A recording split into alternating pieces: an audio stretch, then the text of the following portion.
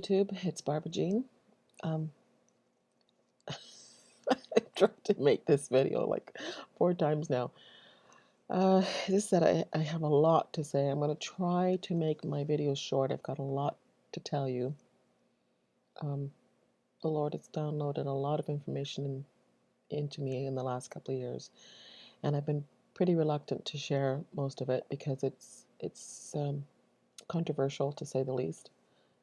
Not that it's not truthful, because it comes directly from the Bible, but it's a lot of things that you won't get in your church.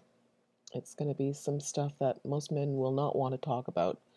It's very hard for most people to hear, but particularly for men, because it regards a lot. It's a lot about women, but it's a very important topic, very important for us to understand as a church, as a body. I'm not really sure where to start, but I'm going to just start wherever the Holy Spirit leads me. So I'm going to try to keep these videos short. The first thing I want to talk about is the Gentile Bride. A couple of videos ago, I did the Kosher Bride, where God gave me a dream of, well, you'll have to watch the video, but it was a pretty important dream, very significant dream. And since then, the Lord has put some more information inside of me, my spirit, about the Bride of Christ. And one of the passages that He's been really revealing to me about the bride comes from the encounter Jesus has with the Gentile woman. Let me see if I can find it now. Oh, here, the Canaanite woman. She was Gentile. And I think maybe I'll just start there. And a couple of things I wanted to say about the Gentile bride. And it's not to say that there are no Jews in the church. There are. But the Lord knew when He started His church who represents His bride, His family, His body, would be comprised mostly of Gentiles. And it is. Okay? So that is why it's the Gentile bride. Also, if you go to the book of Revelation, the revelation of Jesus Christ, He's standing before the 7 lampstands, which represent the 7 churches, the 7 spirits, which is the 7 churches. They are Asian, the Asia Minor, basically Middle Eastern churches. They're Gentile churches. There were Jewish churches at that time. There was a church in Jerusalem. There was a church in, I'm sure, all throughout of all of Israel, or Palestine, it was called at that time. There were Jewish churches. That's where they were first established. But when Jesus, in His revelation to the churches, brings up these Gentile churches that were in Turkey, they were there. He uses them as an example for the spirits that would to be dispensed, that would fall upon each church age, if you will. Each new revelation of Jesus throughout church history was used. These churches in Asia Minor were used as an example of each church, its problems, its successes, the spirit, the revelation, and they are Gentile. Okay, so we know that Jesus' bride is Gentile. Okay, not Jewish, but Gentile. Now, I want to bring up, first of all, I want to talk about the Canaanite woman's faith. You'll find this story throughout the Gospels. But I'm going to read from Matthew chapter 15. I'm trying Lord, just keep my mind focused, because it just keeps jumping from one thing to another, but I'm going to try and stay focused here. The Canaanite woman's faith, and that is started in chapter 15 of Matthew. And then Jesus went thence and departed. Oh, this is verse 21. And departed to the coasts of Tyre and Sidon. And behold, a woman of Canaan came out of the same coast, and cried unto him, saying, Have mercy on me, O Lord, thou son of David. My daughter is grievously vexed with a devil. But he answered her not a word. And his disciples came and besought him, saying, Send her away, for she crieth after us. But he answered and said, I am not sent but unto the lost sheep of the house of Israel. Then she came and worshipped him, saying, Lord, help me. But he answered and said, It is not to meet to take the children's bread, to cast it to the dogs. And she said, Truth, Lord, yet the dogs eat of the crumbs which fall from their master's table. Then Jesus answered and said unto her, O woman, great is thy faith, be it unto thee even as thou wilt. And her daughter was made whole from that very hour. Um, now, why is she an interesting example of the Gentile bride? What the Lord showed me, not I had also got this information from some of this information from another video, but the Lord also speaking to me about this situation here. When I used to read this passage, it used to disturb me because I thought Jesus was being cruel to this woman who was pursuing him, needing healing, and that he was excluding her from the blessings. But there was something interesting that was going on here that the Lord showed me, something very, very interesting, and it pertains to the bride of Christ. In someone else's video, they mentioned the fact that this woman who was a Gentile was pursuing the Lord for a blessing. She needed something done in her life. She needed her daughter healed.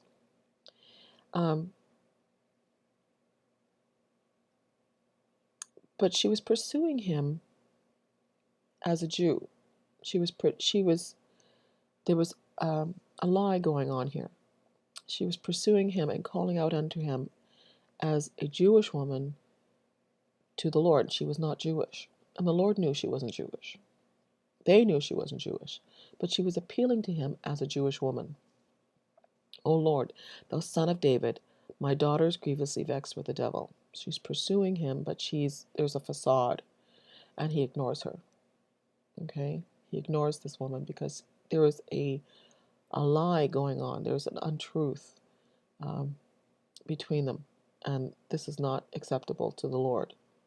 He came for the house of Israel, and this woman is appealing to him as though she were a part of this house. And he ignores her. Now, this is actually quite beautiful because the Lord is saying here, he's not expecting us to be anything other than what we are. He doesn't want us to pretend to be Jews when we're Gentiles. He's not looking for us to put on a facade. Okay? But he answers her not a word. And now his disciples are starting to get annoyed with this woman who is pursuing them. They're ignoring her too. And they want Jesus to send her away, but Jesus doesn't send her away. He doesn't say to the disciples, go tell her to, hit the road. He doesn't say that. He allows her to pursue him. And this is interesting because this is what the Lord is looking for in his bride. He's looking for his Gentile bride. He's looking for his bride to pursue him. And this is what he allows in this woman. It's an illustration going on here. And so anyway, he then talks to his disciples. I am not sent but unto the sheep of the house of Israel. This woman overhearing this conversation, and I'm sure she was meant to, realizes that he knows that she is not a Jew. So she realizes she's got to change her tactics. She's got to change the way she approaches the Lord.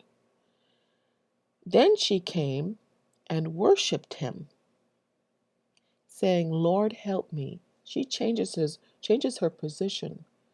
She gets in front of him and kneels in front of him and worships him. She changes her approach.